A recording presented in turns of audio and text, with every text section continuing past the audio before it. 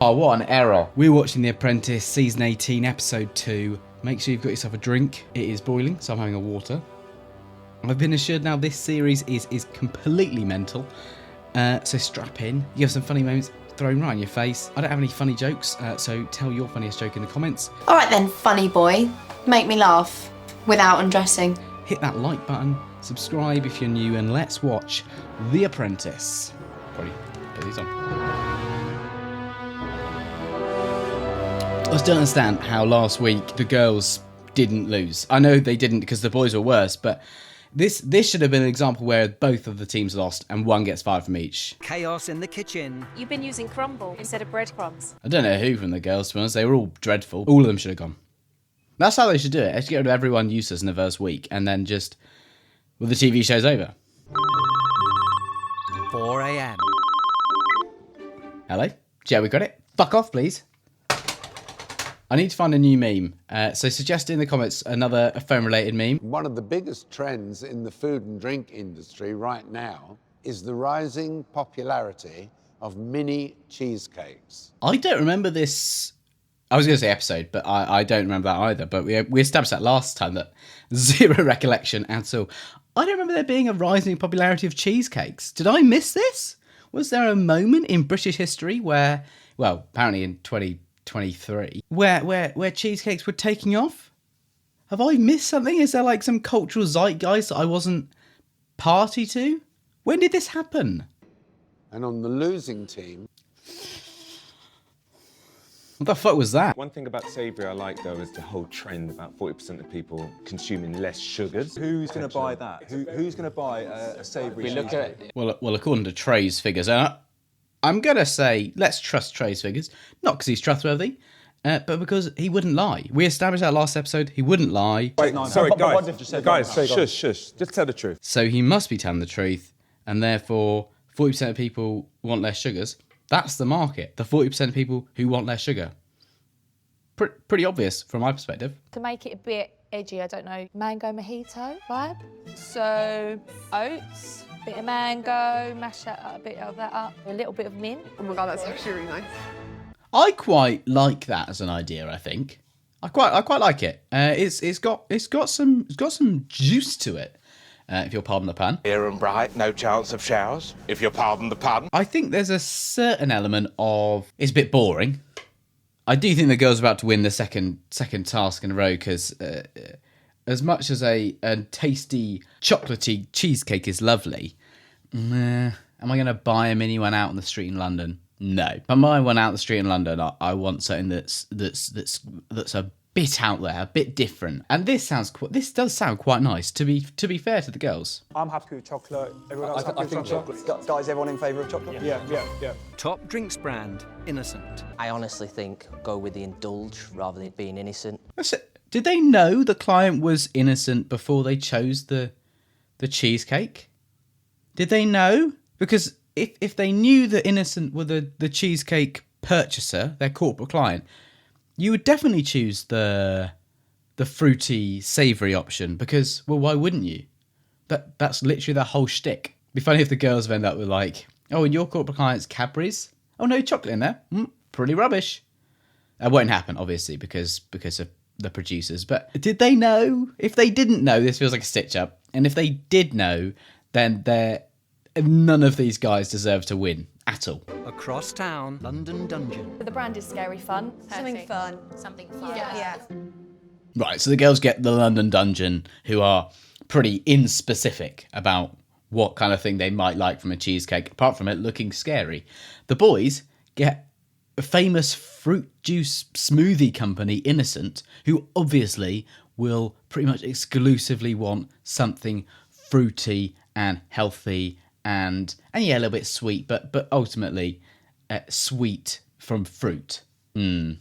Producer interference again! I'm becoming a conspiracy theorist for producer interference in The Apprentice, which is the most mental rabbit hole to go down. I know you guys are more innocent, but we like to indulge. We're all about helping people get more fruit and veg into their diets. I get that, but obviously coming from our side, I mean, it's all good and well having your 1 or 5 a day, but life is all about balances. You guys like veg and fruit and stuff. Look at it from our side. We hate that stuff. We love sweet treats, chocolate. We hate vegetables. We're the 6-year-old company. You know, we're the kid co. We want only treats, and actually the fact you don't like treats, that's a you problem. What a ridiculous way of approaching a client. What a ridiculous way of doing that. They deserve to lose now. Before, the producer interference was stupid, but they deserve to lose now. Oof, that was, they were a tough customer in some ways. I don't actually think that went well at all. No, actually, I think that went dreadfully. I don't know what you're talking about. That was absolutely fucking awful. I don't know his name. I don't know any of their names apart from Nor and Phil, I think, one of the pie men. He's absolutely right, though. That was a genuinely awful pitch. I don't think I've seen one that's that much worse. Like, there are different ways of doing it badly, but that took the biscuit. That took the cake. They took the cheesecake. I said it first. I said it first. I said that. I said the joke first. So Tasked with creating a cheesecake to match the premium price point. I thought it was chocolate. Oh, okay. They make another one for the corporate client. Okay, sure. Do the boys have all the like vegetable ingredients, like the fruit and veg stuff? We'll see, I guess. I highly recommend that we use the dried dragon fruit. They've got the fruit. Okay, that's fine. Why do they push the chocolate so much then? That's even more mental. What about, guys, smashing the avocado, piping it into the core? Avocado? An avocado. Thanks. That'll be how innocent react. They may be innocent, but they're not a child from the vine. 3 a.m.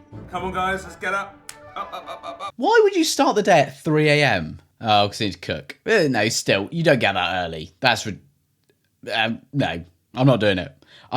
I'm turning down my place in The Apprentice. I've no interest in doing it anymore. Why are you telling this to me now? I'm just mentioning it. No to the black pretzels, teeth stain. But is that not an experience? Put your tongue out. Is that not an experience? No. The pretzels have too much dye on them, right? I know this is a stretch, but is there a way we can play off the dye being a part of the dungeon weird experience if their teeth go like black a little bit or anything like that? I think you could. You know, I'm willing to put my neck out on the line here. London Dungeon. If you see this video, comment. Let me know how wrong I am. But I reckon that a corporate event at the London Dungeon, you know, a bit of a teeth staining, mouth staining from the scary cheesecakes, I think that would bang. You know, it needs to be red, arguably not black, but black and red both would work. So let me know if you think I'm wrong. I'm not. But tell me if you think I am. Oh, come here.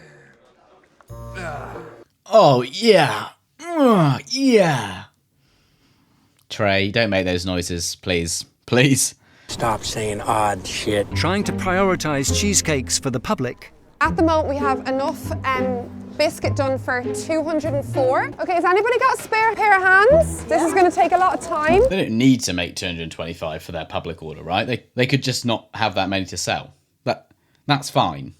Yes, you'll make less money, but fundamentally, if you are making sure that you're going to meet the spec of your already paid for, already ordered set, then that seems more sensible than having as many cheesecakes you could sell to a different client, right? The thing is, we can give them a spoon when they're eating it out. Yeah. Just say it's like a dessert. Like a little crumble, like a cheesecake crumble. I don't think it's going to look as good as they want. Okay, that does look pretty bad, actually. I saw the vision. They have not given that vision. Why does the oven keep beeping? I don't know, I'm just ignoring it because I have to get the work done. Why is it making that noise? Don't know, I've just been ignoring it because it's really fucking annoying. That's not how to deal with things that are a problem. You can't just go, yeah, it's fucking annoying though, isn't it? No, you got to deal with it. You got to fix it. I guess. I sold 2 for £10, but one of them was a vegetarian. We've advertised 2 for a tenner. Their pricing structure is all over the place. Trays charging £6.50 each, some are charging £6, some are charging £5. Yeah, you can't charge different things for the same product. It's, I mean, we saw in season 19 when Kia was selling the tour for different prices for different people. We've got a deal, 50. Oh no, she's seen it. I ever heard that you're selling them to other people for 50 euros. So how much is it? Still be €100. Okay, no. The people you charge more to go, wait a second, I want my fucking money back. It's a bit difficult once you've eaten the cheesecake, but fundamentally, if someone charged me 10 quid for something that was then later 5 quid, you know, within the scale of like 5-10 minutes, I'd be like, well, no, I'll have £5 back, please. You know, you've basically scammed me. You've swindled me. I would do 45 at the £6. If we could do the remainder at 275. Okay, yeah? 275, that's £352. That's a great deal. Thank you very much. See you guys. Honestly, at this point, I just like, yeah, sure. If you'll leave the premises immediately, you can have whatever price you like. Oh, it's absolutely stunning. I promise you, you'll love it. You'll be back for more. Yes, please. 2? 2? Yeah? Oh my Come God. on. Oh, 3? There's 3 of you. Come on, 3. So that's 5 of those, that's 32.50, okay? Ultimately, I think there's actually a massive element of when you do this. I'm way more likely to buy a cheesecake at quite an inflated price later in the day because I'm like, oh yeah, actually, I could do a cheesecake right now.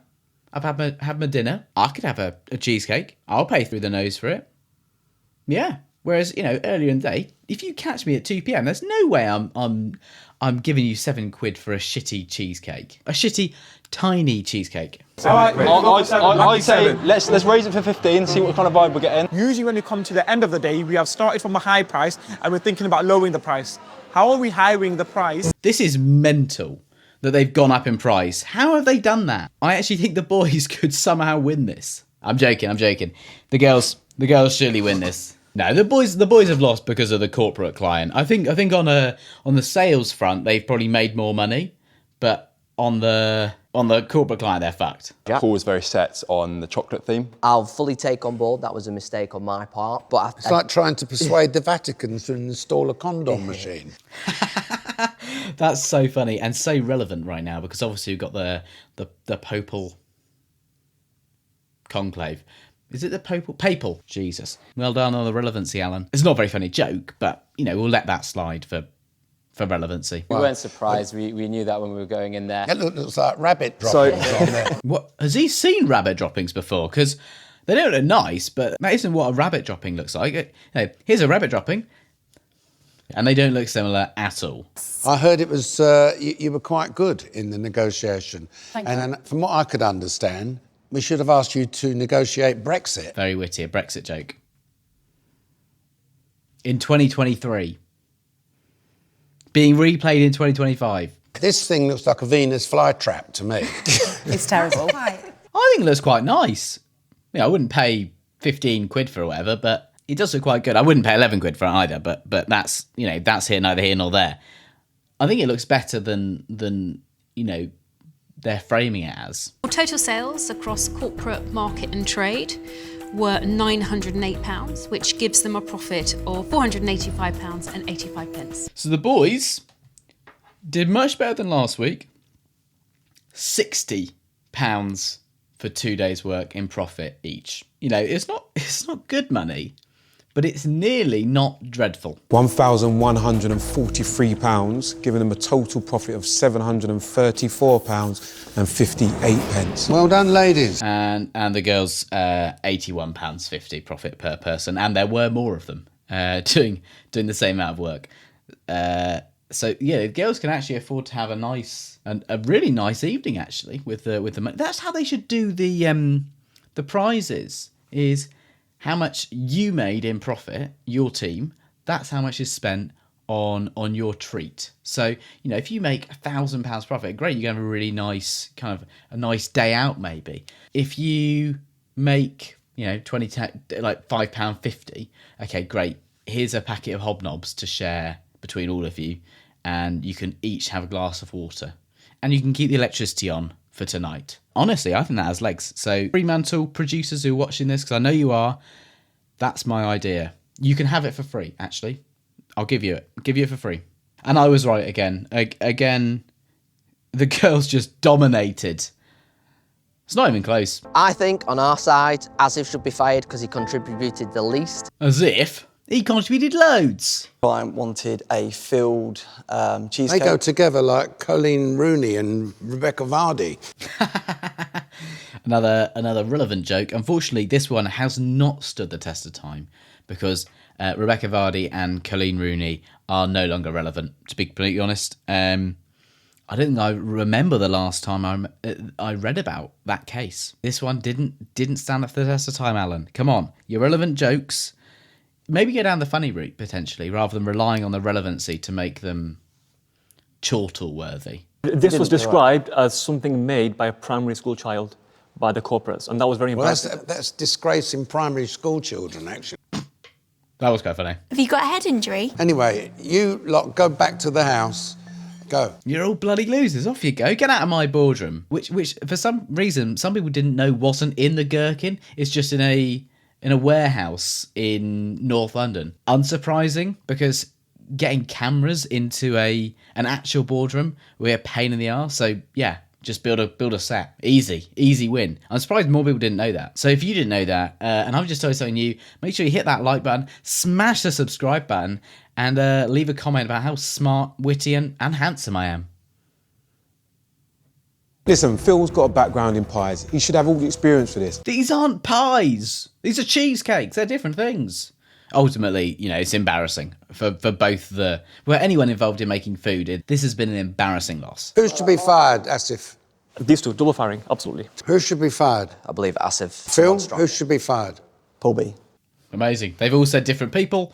That whole argument was just completely pointless. I'm surprised that Pie Man 1 is going after Pie Man 2, but Pie Man 2 is going after Asif. It's such a shame. I'm going to lose one of my jokes today. One of my lines, one of my funny little bits. None but funny, but they make me chuckle. I'm going to summarise here, and I don't want to hear any more from anybody. Who's going to go? I think Project Manager's safe. I don't know why. I'm pretty sure he stays in longer than this. I recognise him, so I'm going to say he stays in. I also recognise the Doctor. I think he might stay in a bit longer. Second Pie Man, don't recognise him. So I'm going to say he goes on that. Who should have gone? Honestly, I can't blame the Doctor really at all. Project Manager, pretty rubbish direction, but Paul B, the Pie Man 2, he went in and tried to sell chocolate to Innocent, which even I would know not to do. So that's inexcusable, really. You total fucking idiot! That was your job, you fucking moron! With regret, Paul, you're fired. Fair enough, mate. Thank you very much. Cheers, mate. Fair enough, mate. Yeah, fair enough. I understand it. Yeah, off I go. Right, fair enough. Fair cop, governor. Understood. I'll be off. It's time to go back, make some pies. Time to go back, make some pies. I don't care what the task is. Next task, I'm going to be PM. Yeah! That's going to be comedy gold. That's going to be comedy gold, man. Well, I hope it is, because that brings us to the end of season 18, episode 2 of The Apprentice. I'm hoping next one's going to be a really funny one. That one was a bit of a car crash, to be honest. Were there any funny moments? I don't know. I can't remember. I've already forgotten what happened in this episode. Hopefully, you had a great time. I did. The girls just blew them out of the water again. It wasn't really a competition. Hopefully next time they mix up the teams, because it's boring watching the girls win every week. Let me know who you think should have been fired in the comments. Smash that like button, hit subscribe if you haven't already, and keep being a good boy, because I'll see you next week.